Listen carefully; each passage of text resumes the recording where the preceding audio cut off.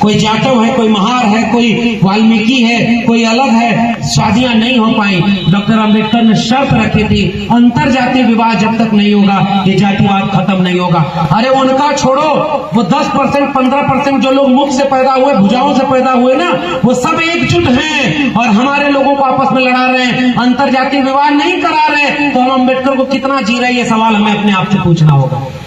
रोटी बेटी का संबंध अगर हमारा नहीं है तो हम अंबेडकर के सपनों का भारत नहीं बना रहे। समाजवादी पार्टी के राष्ट्रीय अध्यक्ष अखिलेश यादव 4 जून को आजमगढ़ आ रहे हैं। वे आजमगढ़ शहर से सटे बैठौली गांव में पहली बार आए। वे बैठौली गांव के रहने वाले प्रोफेसर डॉक्टर लक्ष्मण यादव के विवाह के बाद वर वधू को आशीर्वाद देने के लिए आ रहे हैं। आखिर डॉक्टर लक्ष्मण यादव कौन है, उनके घर पर सपा मुखिया अखिलेश यादव क्यों पहली बार आए, तो आइए हम आपको बताते हैं डॉक्टर लक्ष्मण यादव कौन। क्रांतिकारी डॉक्टर लक्ष्मण यादव का जन्म यूपी के आजमगढ़ जिला मुख्यालय से सटे बैठौली गाँव में 8 अगस्त 1988 को हुआ। हमारे मित्र कामरेड शिव नारायण यादव के घर में उनका जन्म। पिता शिव नारायण यादव पोस्ट ऑफिस में एजेंट के रूप में काम करते हुए वामपंथी विचारों के साथ जनहित के मुद्दों को लेकर भ्रष्टाचारियों से टकराने में भी पीछे नहीं रहे। अपने क्रांतिकारी विचारों को आगे बढ़ाने के लिए कामरेड शिव नारायण यादव ने हिंदी समाचार पत्र का भी प्रकाशन शुरू किया। डॉक्टर लक्ष्मण यादव के जीवन में पिता कामरेड शिव नारायण यादव के विचारों और मार्गदर्शन सबसे गहरा प्रभाव पड़ा।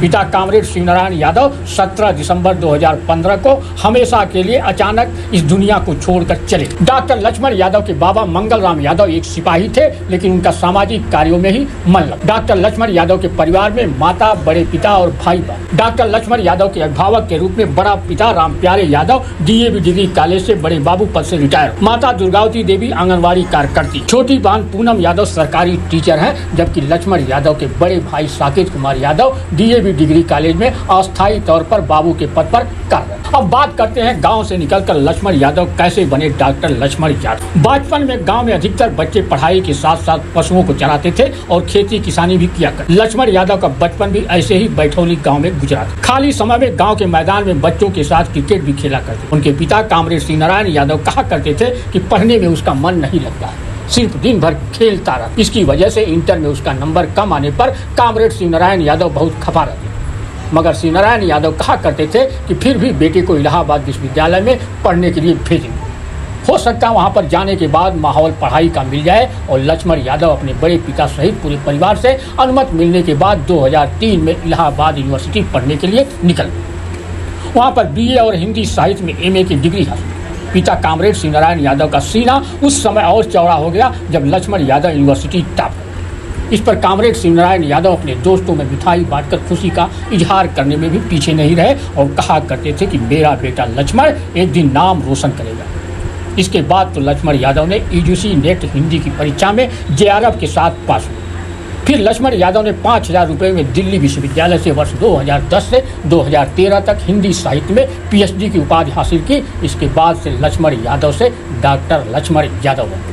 डॉक्टर लक्ष्मण यादव को भारत का संविधान और मंडल कमीशन की बदौलत दिल्ली विश्वविद्यालय में अस्थायी तौर पर असिस्टेंट प्रोफेसर बने। डॉक्टर लक्ष्मण यादव आज के दौर में क्रांतिकारी बहुजन सितारे के रूप में चर्चित। देश में दलित, पिछड़े, आदिवासी और पसमानदा लोगों के हक के लिए और शिक्षा को बचाने के लिए क्रांतिकारी अंदाज, अपनी बुलंद आवाज और कलम से फूले पेरियार और डॉक्टर अम्बेडकर के सपनों का भारत बनाने की लड़ाई लड़ते रहते। और मैं उम्मीद करता हूं कि इस बाराबंकी और आसपास के जिलों से आए हुए आप सभी क्रांतिकारी लोग, बहुजन समाज, वंचित शोषित समाज के आप सभी लोग एक उम्मीद बनकर आए हैं हम सारे लोगों के साथ कि आपने सड़कों को खामोश नहीं रहने दिया है।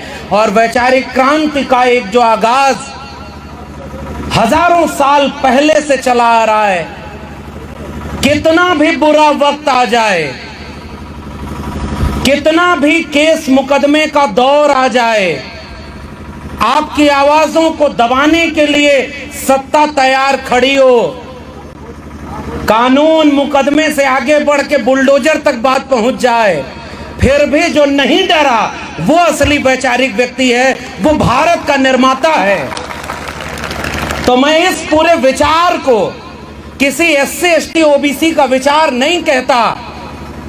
मैं कहता हूं कि भारत का विचार वही है जो डॉक्टर अंबेडकर, डॉक्टर राम मनोहर लोहिया, जगदेव बाबू, रामस्वरूप वर्मा, ललई का विचार है, वो भारत के संविधान और मंडल कमीशन का विचार है। भारत के बनाने वाले हमारे पुरखे थे, भारत को बचाने का काम हमें करना है, इसलिए हम सही रास्ते पर हैं। लोग आकर के हमारे ऊपर यह आरोप लगाएंगे कि भाई भीम आर्मी के लोग कौन है, चंद्रशेखर आजाद कौन है, तो चंद्रशेखर आजाद जाति की बात करते हैं, जातिवादी हैं। नीरज पटेल कौन है, आरएस पटेल कौन है, तो कहेंगे कि वो पटेलों की बात करते होंगे, ओबीसी की बात करते होंगे। लक्ष्मण यादव कौन है, तो कहेंगे कि ये अपनी जाति बिरादरी की बात करते होंगे, ये लोग बड़े जातिवादी लोग हैं। तो मैं ये पूछना चाहता हूं बाराबंकी के लोगों, आपको हनुमान जी की जाति कब पता चली थी? चंद्रशेखर भाई ने तो एक इंटरव्यू में पत्रकार से ये पूछा, मुझे बड़ा पसंद आया। भाई हनुमान जी तो भगवान थे ना, हैं उनके हिसाब से, उनकी जाति तो हमें नहीं पता थी। हनुमान जी की जाति बताने वाला कौन? इस देश में कभी भी राष्ट्रपति या प्रधानमंत्री बनने के बाद कोई अपनी जाति बताता था या कोई पूछता था क्या? इस देश में 2013 में कब पता चला कि एक व्यक्ति जो गुजरात के मुख्यमंत्री रहते हुए किस जाति के थे? नहीं पता था। जब उन्हें प्रधानमंत्री बनना हुआ तो बिना पूछे देश को बताते रहे कि मैं ओबीसी मां का बेटा हूं, मुझे प्रधानमंत्री बना दीजिए। डॉक्टर लक्ष्मण यादव का मानना है कि जात एक धारणा है, इसे खत्म करने के लिए मना स्थिति बदलनी होगी। लोग जाति को पालन इसलिए करते हैं कि वह गहरे रूप से धार्मिक है, इसलिए असली इलाज है शास्त्रों की पवित्रता में विश्वास को खत्म कर देना। शास्त्र नहीं रहेंगे तो लोग अंतरजाति खाना और विवाह भी करना शुरू कर देंगे। ओबीसी में अलग अलग जातियां अपनी अपनी बनी रही, ये लोधी है, ये यादव है, ये कुर्मी है, ये कोयरी है, ये कुशवाहा है, ये वो है, हम उससे बड़े, हम उससे बड़े, हम अशोक के वंशज हैं, तो दूसरा कह रहा है हम पेरियार के वंशज हैं, और सब आपस में एक दूसरे को बड़ा करने में होड़ लगा दिया। कोई जाटव है, कोई महार है, कोई वाल्मीकि है, कोई अलग है, शादियां नहीं हो पाई। डॉक्टर अंबेडकर ने शर्त रखी थी, अंतर जातीय विवाह जब तक नहीं होगा ये जातिवाद खत्म नहीं होगा। अरे उनका छोड़ो, वो 10% 15% जो लोग मुख से पैदा हुए, भुजाओं से पैदा हुए ना, वो सब एकजुट हैं और हमारे लोगों को आपस में लड़ा रहे हैं, अंतर जातीय विवाह नहीं करा रहे, तो हम अंबेडकर को कितना जी रहे, ये सवाल हमें अपने आप से पूछना होगा। रोटी बेटी का संबंध अगर हमारा नहीं है तो हम अंबेडकर के सपनों का भारत नहीं बना रहे। दूसरी बात, अगर अपने घर में एक रोटी कम बने, एक कपड़ा कम हो, लेकिन अपने घर के बेटे और बेटियों को हाथ में कलम और किताब नहीं पकड़ा रहे, तो हम अंबेडकर के सपनों का भारत नहीं बना रहे।